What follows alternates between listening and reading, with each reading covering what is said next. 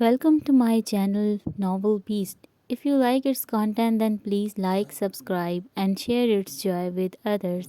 Thank you. इसे रह रह कर खुद पर गुस्सा आ रहा था। क्या जाता अगर वो सबके सामने बिरयानी रखने से पहले टेस्ट कर लेती, तो कम से कम इसे मुश्क के सामने शर्मिंदा तो ना होना पड़ता। आप वो बिस्तर पर गिरी रो रही थी जब शाहजेब की आवाज़ पर सीधी होकर बैठी। इसकी खूबसूरत आंखों से आंसू निकलकर इसके गुलाबी गालों को भिगो रहे थे। आप प्लीज़ क्यों इतना रो रही हैं? शाहजेब ने बिस्तर पर इसके सामने बैठते पूछा। आपको आपको एलर्जी थी मिर्चों से, फिर भी मैंने इतनी ज़्यादा मिर्चें डाल दी और मुझे पता भी नहीं था कि मेरे शौहर को मिर्चों से एलर्जी है। वो सूं सूं करते इसे बता रही थी। शाहजेब के चेहरे पर इसके अंदाज ने मुस्कुराहट बिखेर दी। तो आप तब से इसलिए रो रही हैं कि मैंने तेज़ मिर्चों वाली बिरयानी खा ली? शाहजेब ने इसके आंसू साफ करते पूछा। और क्या? क्या सोच रही होगी आपकी दोस्त कि मैं अपने शौहर के बारे में इतना भी नहीं जानती? असल दुख तो इस बात का था। अरे यार, मुझे एलर्जी नहीं है। वो बस सारी ज़िंदगी बाहर के विदेशी खाने खाए हैं, तो बस तेज़ मिर्चें डाइजेस्ट नहीं होती। इतनी बड़ी बात नहीं है। आप क्यों रो रो कर खुद को और मुझे तकलीफ़ दे रही हैं? शाहजेब को अपनी प्यारी सी बीवी पर ढेर सा प्यार आया था, जिसे ये दुख नहीं था कि इससे बिरयानी अच्छी नहीं बनी, बल्कि ये दुख था कि इसे अपने शौहर की एलर्जी के बारे में किसी और से मालूम हो रहा था। कैसे बड़ी बात नहीं है? अगर आपकी तबीयत ख़राब हो जाती तो फिर? आपने इसके रिलैक्स अंदाज पर इसे घूर कर देखा, जो ऐसे बिहेव कर रहा था जैसे कुछ हुआ ही ना हो। शाहजेब ने मुस्कुराते हुए इसके हरी झील सी आंखों पर मोहर मोहब्बत जब्त की। वो रोना भूल कर आंखें फाड़े इसे देख रही थी। ये खड़ूस तो दिन ब दिन बिगड़ता ही जा रहा था। मेरी बीवी से जुड़ी कोई चीज़ मुझे तकलीफ़ नहीं दे सकती। मेरी आपको दूसरों को दुख देना आता ही नहीं। आपने सोच भी कैसे लिया कि आपका हाथ का बना खाना खाकर मुझे कुछ होगा? इसका चेहरा हाथों के प्याले में भरे प्यार से समझाया। मगर मैंने पहली बार आपके लिए कुछ बनाया था। एक बार फिर रोना आने लगा था। तो यार, पहले ही बनाया था ना, आखिरी बार तो नहीं। अब दोबारा बना लीजिएगा। शाहजेब से बच्चों की तरह पुचकारते बोला। आपने आहिस्ता से इस बात में सर हिलाया। शाबाश, चलें अब आए नीचे चलें। आपने खाना भी नहीं खाया ठीक से। शाहजेब ने खड़े होकर इसकी तरफ हाथ बढ़ाया। आपके हाथ रखते ही वो दोनों बाहर की जानिब चल दिए। दो मोहब्बत करने वालों की आजमाइश का वक्त करीब था, क्योंकि मोहब्बत में आजमाइश तो लाजिम है। वो दोनों इसमें पूरा उतरने वाले थे या नहीं, ये तो वक्त ही बताने वाला था। बाबाजान, प्लीज़ समझने की कोशिश करें। इस दुश्मनी और खून खराबे में कुछ हासिल नहीं होने वाला। उमर इस वक्त असफंद हाकान के सामने खड़े इन्हें समझाने की कोशिश कर रहे थे। हमने कहा ना, हम इन खानज़ादों के सामने नहीं झुकेंगे। हम असफंद हाकान हैं और हमने हारना सीखा ही नहीं है। असफंद हाकान ने इसे देखते क्रोफर से कहा। बाबाजान, गुस्ताखी माफ़, मगर आप कब तक अपनी अना के गुंबद में कैद बेकसूरों का खून बहाते रहेंगे? आप अच्छी तरह से जानते हैं, जब तक हम पहल नहीं करेंगे तब तक खानज़दा कबीले वाले हमारे कबीले के लोगों को हाथ तक नहीं लगाएंगे। उमर ने मायूसी से अपने बाप को देखा। उमर, हर इंसान की तरह इनसे भी सच बर्दाश्त नहीं हुआ था, इसलिए चीख कर बोले। अब्बास भाई, प्लीज़ आप ही बाबाजान को समझाएं। प्लीज़ बाबाजान, ज़िद छोड़ दें। उमर ने पहले अब्बास हाकान को देखा और फिर बाप से बोले। बाबाजान, मुझे लगता उमर ठीक कह रहा है। हमें अब ये दुश्मनी ख़त्म कर देनी चाहिए। हमारे लोगों को भी सुकून की ज़िंदगी जीने का हक़ है। अब की बार अब्बास हाकान ने भी लब कुशाई की थी। शायद वो भी इस रोज़ रोज़ के खून खराबे से तंग आ गए थे। अगर तुम दोनों चाहते हो कि ये सब ख़त्म हो, तो खानज़दा कबीले में से किसी फ़र्द को आकर दोस्ती में पहल करनी होगी। तब ही हम ये दुश्मनी ख़त्म करेंगे। असफंद हाकान बहुत खाक आदमी थे। उन्होंने बेटों की बात भी रख ली और अपनी अना की कुर्बानी भी नहीं दी। ठीक है बाबाजान, जैसा आप चाहते हैं वैसा ही होगा। उमर खुशी से इनसे कहते बहराम को फ़ोन करने चल दिया। ये दिलकश की पैदाइश के एक हफ्ते बाद की बात थी। उमर और बहराम ने मिलकर तय किया था कि वो दोनों सद्दाम खान और असफंद हाकान को कायल करने की कोशिश करेंगे। वो जानते थे ये मुश्किल होगा, क्योंकि वो दोनों सरदार थे और हार मानना दोनों नहीं सीखा था। مگر کہتے ہیں پانی اگر مسلسل پتھر پر گرتا رہے تو اس میں بھی سوراخ کر دیتا ہے۔ اسی لیے عمر پورے ہفتے سے سردار اسفند خاقان کو قائل کرنے کی کوشش کر رہا تھا، اور آج آخر کار انہوں نے انہیں ایک موقع دے ہی دیا تھا۔ بابا جان، ہم تھک چکے ہیں ان قبائلی لڑائی جھگڑوں سے، اب ہمیں ان سب سے نکل آنا چاہیے۔ ہیرات، بہرام، رائمہ اور صدام خاقان اس وقت لاؤنج میں بیٹھے تھے جب بہرام نے صدام خان کو مخاطب کیا۔ جہاں آرا بیگم پلوشہ بیگم کے پاس کمرے میں تھیں، شاہ زیب بھی انہی کے پاس تھا۔ بیٹا، آپ اچھی طرح جانتے ہیں یہ سب ہم نے شروع نہیں کیا۔ ہر حملہ، ہر لڑائی میں پہل خاقان قبیلے کی طرف سے ہوتی ہے۔ صدام خان خود بھی تحمل مزاج انسان تھے جنہیں یہ سب پسند نہیں تھا۔ ہم جانتے ہیں بابا جان، مگر ہم نے کبھی پہل بھی تو نہیں کی۔ اگر انہوں نے دشمنی کی داغ بیل ڈالی تھی تو ہم نے کون سا سب بھلا کر دوستی کا ہاتھ بڑھایا؟ بہرام نے صدام خان کی طرف دیکھتے کہا۔ تو آپ کیا چاہتے ہیں بہرام خان، کہ ہم بنا غلطی کے ان کے آگے گھٹنے ٹیک دیں؟ مانا کہ یہ لڑائی جھگڑے ہمیں پسند نہیں ہیں، مگر اس کا مطلب یہ نہیں کہ ہم اپنی عزت نفس ان کے سامنے مجروح کر دیں۔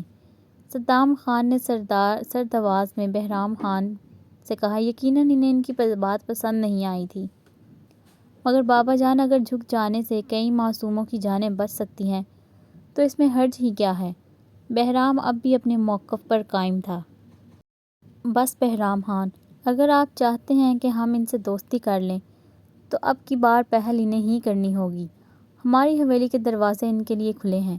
صدام خان ان سے کہتے اپنے کمرے کی طرف بڑھ گئے۔ اب تم کیا کرو گے بہرام؟ بابا جان اپنی بات سے نہیں ہٹیں گے۔ ان کے جانے کے بعد ہیرات خان نے لب کھولے۔ رائمہ بھی سوالیہ نظروں سے اسے ہی دیکھ رہی تھی۔ فکر مت کرے لالا، ہم جانتے ہیں کہ ہمیں کیا کرنا ہے۔ میرے عمر کے ہوتے ہوئے آپ کو پریشان ہونے کی ضرورت نہیں ہے، بہرام نے انہیں تسلی دیتے کہا۔ آنے والے کچھ ہی دنوں میں ان دونوں نے ثابت کر دیا تھا کہ اگر ارادے مضبوط ہوں تو کوئی مشکل بڑی نہیں ہوتی۔ بہرام خان زادہ قبیلے کی طرف سے خاقان قبیلے گیا تھا اور عمر خان زادہ حویلی آیا تھا۔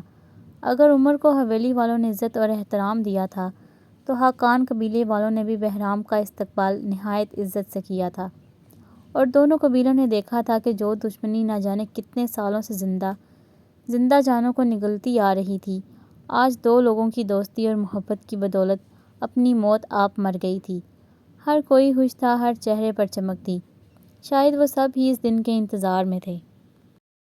آج عمر اور بہرام نے خود سے اور ایک دوسرے سے کیا وعدہ وفا کر دیا تھا۔ خان زادہ اور خاقان قبیلے دشمنی کی صفوں سے نکل کر دوستی کی فہرست میں شامل ہو گئے تھے۔ آج وہاں خوشیاں تھیں، محبت تھی، دوستی تھی، مگر وہ کہتے ہیں نا، جہاں خوشیاں جھلملاتی ہوں وہیں کہیں غم کا سایہ ضرور منڈلا رہا ہوتا ہے۔ ان کی خوشیوں کی مدت کتنی تھی یہ کون جانے۔ سر، یہ ساری رپورٹ تھیں جو مجھے دونوں قبیلوں سے معلوم ہوئی ہیں۔ انسپکٹر نے فائل بند کرتے زیکے کے آگے ٹیبل پر رکھی۔ یہ سب تو وہ ہے جو سب کو معلوم ہے۔ ان میں کچھ بھی ایسا نہیں جو ہمارا کیس حل کرنے میں مددگار ثابت ہو سکے۔ اصل کہانی وہ ہے جو کسی کو معلوم نہیں ہے۔ زیکے کی پرسوچ نظریں فائل پر جمی تھیں۔ سر، اگر ان قبیلے والوں کو کچھ معلوم نہیں ہے تو ہمیں کیسے معلوم ہوگا، جبکہ اس کیس کو بند ہوئے بھی 20 سال گزر گئے ہیں؟ انسپکٹر نے جھجکتے ہوئے کہا۔ اس کی نظر میں یہ کیس فضول تھا۔ ہمارا کام لوگوں کے منہ سے باتیں سننا نہیں ہے، ہمارا کام سچ جاننا ہے۔ اگر یہ کیس 20 سال پہلے بند ہوا تھا تو تم کیا چاہتے ہو میں اسے دوبارہ الماری کی زینت بنا دوں؟ ہو سکتا ہے یہ کیس صرف ماضی کا حصہ نہ ہو، بلکہ اس کا کوئی حصہ ابھی بھی ادھورا ہو۔ زیکے نے سرد نظروں سے انسپکٹر کو گھورتے کہا۔ یہ فائلز لو اور تفتیش جاری رکھو۔ اتنی آگے آ کر اب ہم واپس نہیں جائیں گے۔ میں اس جگہ ضرور جاؤں گا جہاں یہ واقعہ پیش آیا تھا۔ اب تو یہاں سچ سامنے آئے گا یا کیس جیسے ہے ویسے ہی ثابت ہو جائے گا۔ اس سے کہتے زیکے نے اپنی کیپ اٹھا کر سر پر رکھی اور باہر نکل گیا۔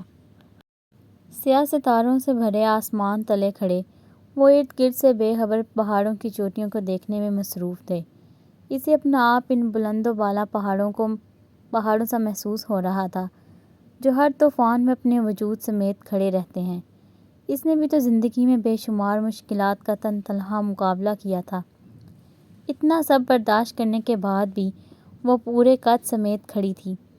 آسان تو اس کی زندگی کبھی بھی نہیں رہی تھی، ہاں، مگر ان اذیتوں میں شاہ زیب اور شاہزر کی دوستی کی وجہ سے خاطر خواہ کمی آئی تھی، مگر وہاں بھی اس کے دل نے اسے نئی آزمائش میں مبتلا کر دیا۔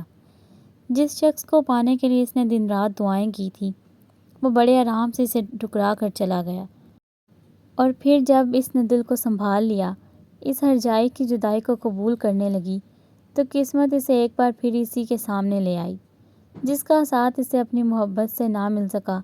قسمت نے اس طرح سے اسے اس کے نام کیا کہ وہ خود ہی نظریں نہیں ملا پا رہی تھی۔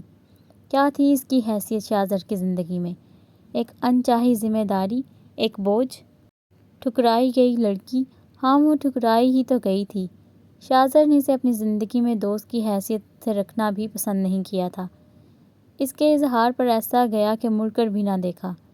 کیا سوچ رہی ہو مش؟ وہ نہ جانے کب تک ان پر اذیت سوچوں میں گھری رہتی، جب اپنے پیچھے شاہ زیب کی آواز سن کر مڑی۔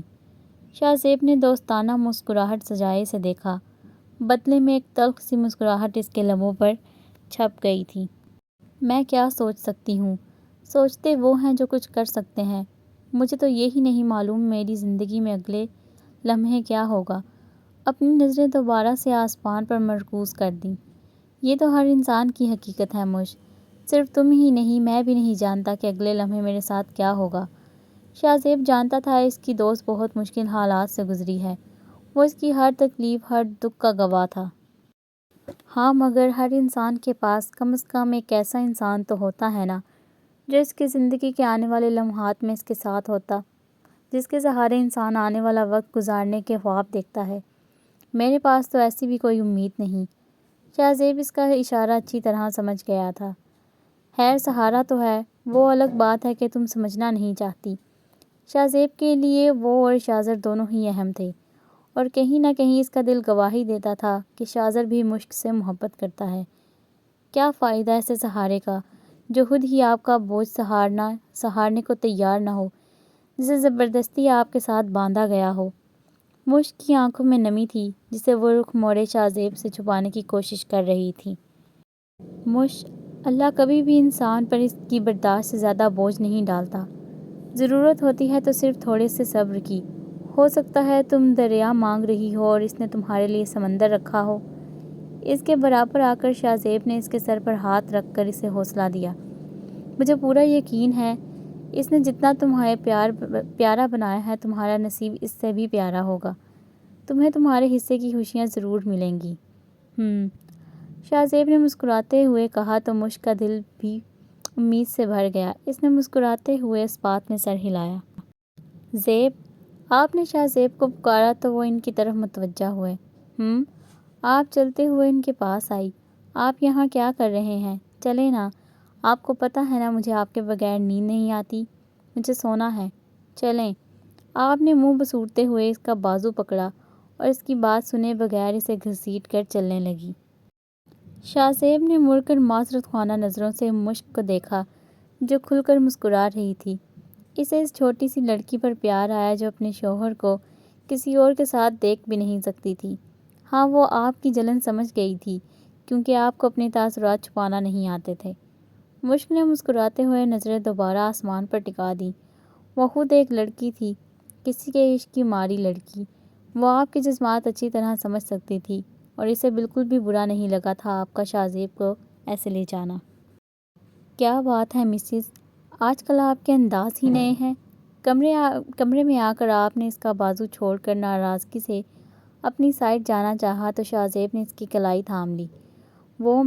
آپ غصے میں سے وہ سب بول کر وہاں سے لے تو آئی تھی، مگر اب اپنی کہی بات یاد کر کے شرمندگی ہو رہی تھی۔ کیا ضرورت تھی اتنی بیہودی دکھانے کی؟ وہ کیا؟ بتائیں تو صحیح بات کیا ہے؟ شاہ زیب اس کا کنفیوز چہرہ دیکھ کر مسکراہٹ دبائے بولا۔ کچھ نہیں، مجھے نیند نہیں آ رہی تھی تو۔ ہاں، وہ مجھے کمرے میں ڈر لگ رہا تھا، اس لیے آپ کو بلانے گئی تھی۔ آپ کو بروقت بہانہ ملا تھا۔ اوہ ہاں، آپ کو نیند آئی تھی، تو چلے، خادم حاضر ہے آپ کی خدمت میں۔ شاہ زیب نے سینے پر ہاتھ رکھ کر کہا۔ آپ کیا کریں گے؟ اس کے انداز پر آپ جھنپ گئی اور ایک بار پھر منہ سے بات پھسلی تھی۔ ارے یار، آپ نے ہی تو کہا تھا کہ میرے بغیر آپ کو نیند نہیں آتی، تو آئیں سو جائیں۔ شاہ زیب نے اسے تنگ کرنے کا ارادہ ترک کرتے کہا، ورنہ وہ کسی بھی وقت رونا شروع کر سکتی تھی۔ آپ ایک بار پھر شرمندہ ہوئی تھی۔ شاہ زیب نے اپنی سائڈ پر لیٹتے بازو اس کے تکیے پر پھیلایا۔ آپ اس کی بازو پر سر رکھے لیٹ گئی۔ وہ اس وقت دنیا جہاں کا سکون محسوس کر رہی تھی، چاہے جیسے بھی، مگر اس کا شوہر اس کے پاس تھا۔ ہیلو؟ زی کے ابھی آفس آیا ہی تھا جب اس کے موبائل پر انجان نمبر سے کال آنے لگی۔ ہیلو ایس پی، کیسے ہو؟ سنا ہے تم خانزادہ اور حقان قبیلے میں کوئی 20 سال پرانی دشمنی کی وجہ تلاش کر رہے ہو۔ دوسری طرف کی بات سن کر زیکے کا دماغ گھوم گیا۔ کون ہو تم اور کیا جانتے ہو اس بارے میں؟ زیکے نے سرد آواز میں پوچھا۔ یہ کون تھا جو اس کے اندر چل رہے کیس سے واقف تھا؟ میں جو کوئی بھی ہوں، یہ بات چھوڑو۔ تم بتاؤ، سچ جاننا چاہتے ہو یا نہیں؟ اس شخص کی بات پر زیکے کی آنکھیں چمکی تھیں۔ کیا چاہتے ہو تم؟